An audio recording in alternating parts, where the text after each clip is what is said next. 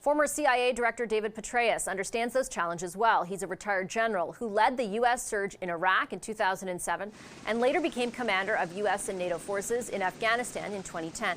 General Petraeus is also the co-author of a new book out now called Conflict. Hi, General Petraeus. Great pleasure to welcome you back to our program. Thanks for making the time. Good to be back with you. Thank you. You commanded, of course, U.S. forces in both Iraq and Afghanistan. When you look at the complexities involved with a ground operation into Gaza, what is your assessment of how complex it is? I think it's more complex than anything we face. And there were some really complex times. If you think about the surge in Iraq in particular, where we sought to destroy al-Qaeda in Iraq, which was as irreconcilable and extreme as is obviously Hamas and the Islamic Jihad, and cleared them from very large cities, 300,000, Ramadi, Fallujah, Baquba, Mosul, even larger. But this is even more challenging. You not only have a very determined enemy, an enemy willing to blow himself up to take Israelis with him. You have 300 miles of tunnel underneath Gaza City that make it very, very diabolically difficult. You have high rises, very densely populated areas.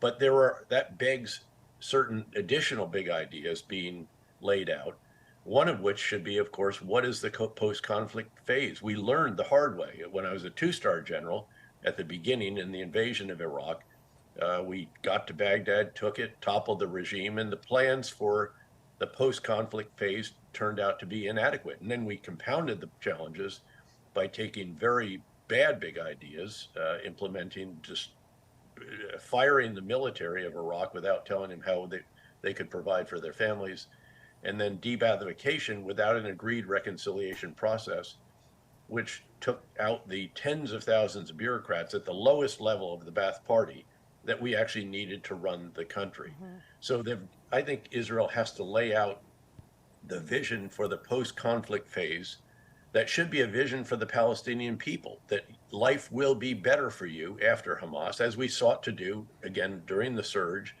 when we would go in and say, look, if you will help us take out al-Qaeda in Iraq, Sunni Arabs in Fallujah and Ramadi and other places like that, your life will be better when they're gone. And right now you're not happy. They're bringing enormous damage and destruction, not just on them, but on you and your communities. And that should be done for the Palestinian people. I don't expect them to embrace the Israelis by any means as they come in, but at least get out of the way, at least don't help Hamas. Do you think, based on some of the examples that you just laid out, it would make sense for Israel to be more public-facing about the objectives following their end goal of eradicating Hamas? And I know you're saying that they should have those goals, but should Absolutely. They be speaking about them more, especially in the face of all the concerns right now around the civilians in Gaza? I do. And not only that, they should also talk about how they intend to go about destroying Hamas, and including limiting loss of innocent civilian life, going to considerable lengths to do that. This is going to be very costly for Israeli soldiers, without question. It's going to be costly in terms of the damage and destruction of infrastructure. That is inevitable. It's impossible to prevent, and you're seeing it already.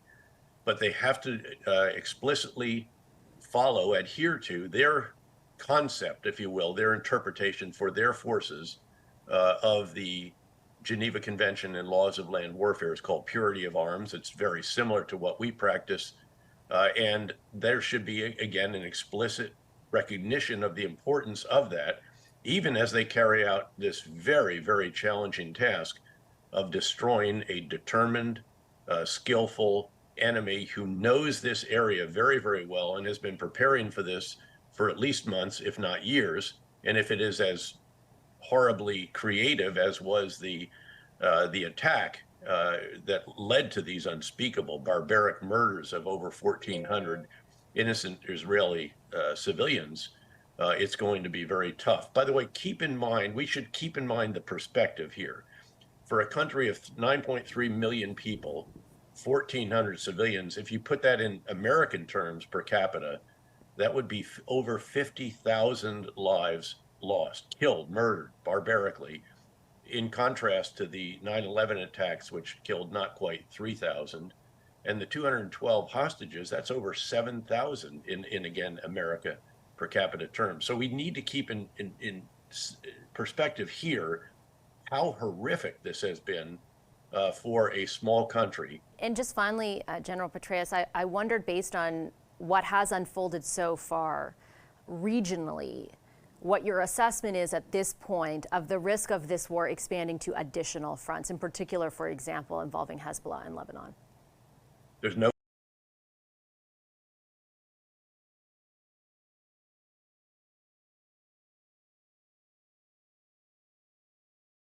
in 2006 when they got hammered by the Israeli Air Force. In fact, we initially assessed that that damage destruction was not that great. We reassessed that when I was the commander of U.S. Central Command of the Greater Middle East, including this area, between command in Iraq and command in Afghanistan. We did a reassessment and recognized that the damage was very, very substantial. And then we reassessed it again after I retired from the military and was the director of the CIA. They have 150,000 rockets. They could overwhelm the Iron Dome system and David Sling and so forth. That's why America is sending its Iron Dome batteries and interceptors there.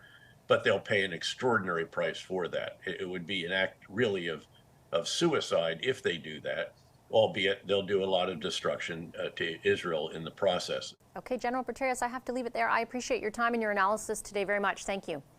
Good to be with you, Vashi.